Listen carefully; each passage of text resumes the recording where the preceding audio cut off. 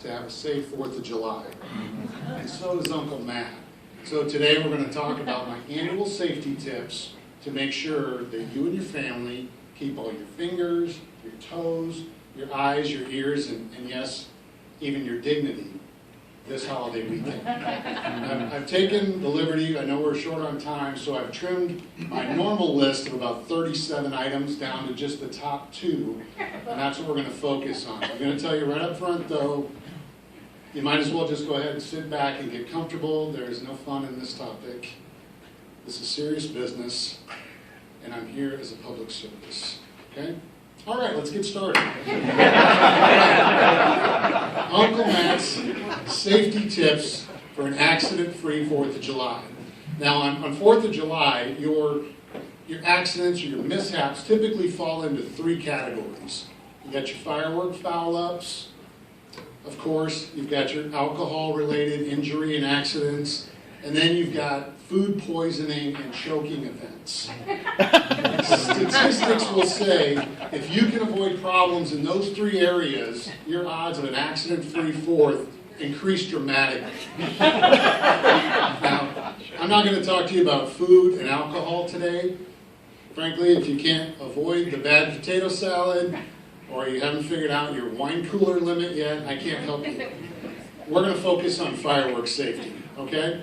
Let's face it, when you think about the 4th of July and safety, you think fireworks, which is why it's always been concern numero uno, which of course is French for number 1. So,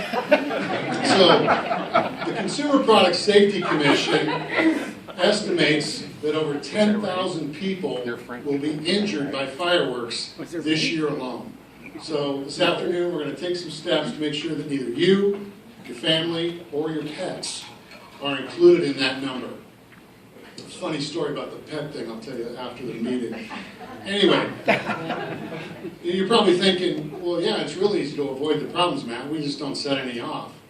Totally your choice. That's an option. If you want to go that route, you don't want to set any off, you want to be a wimp in front of your whole family, that's totally I'm sure that's worked out well for you in the past. That's great. I prefer my 2-step, surefire step method. Much, much better. 2 easy steps, guaranteed success. Step number 1.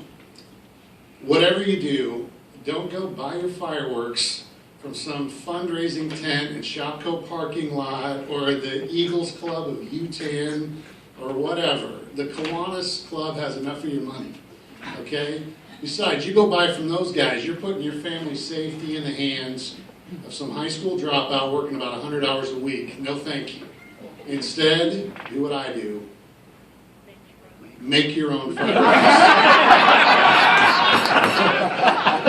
You heard me.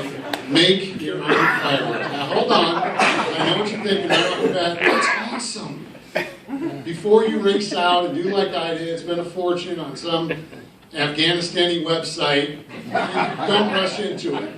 There's a few things you need to know right up front. Number 1, right off the bat, it's a hell of a lot more expensive than just buying them at the tent. So you need to know that. Also, storage is a little bit of a pain. Obviously, you're going to want to line the walls of your garage or basement with sod, kind of keep the moisture in, and it also fends off the police dogs a little bit. That's the other, downside, if you will. Technically, it's very illegal to manufacture fireworks. I'm not a lawyer. They call it a felony or something. I don't know. Anyway, it doesn't matter. It's well worth it. Well worth it.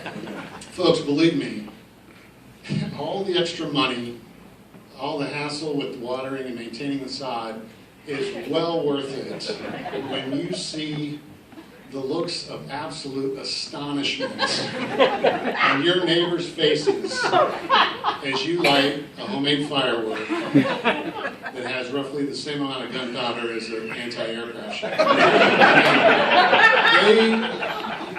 They don't know if they're in West Omaha or downtown Beirut. We've got a cute elderly couple that lives across the street from us. It's just great. The old guy's a World War II vet, and I mean, he gets so worked up every year. Last year, well, you know what, actually last year he did, he passed out. But it was pretty special, so they have since moved. So anyway, tip number 1, make your own fireworks. Okay, actually, I misspoke just a second ago. I said when you light the homemade fireworks, that is incorrect, which leads me to my second surefire tip for a safe 4th of July: never light the fireworks. Okay?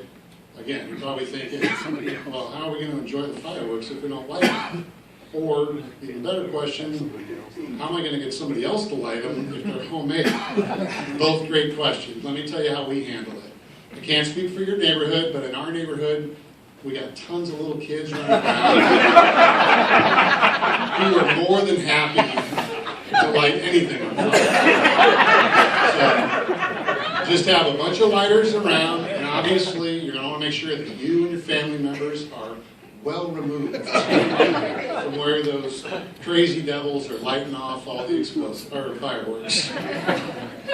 We've got just an awesome group of kids in our neighborhood.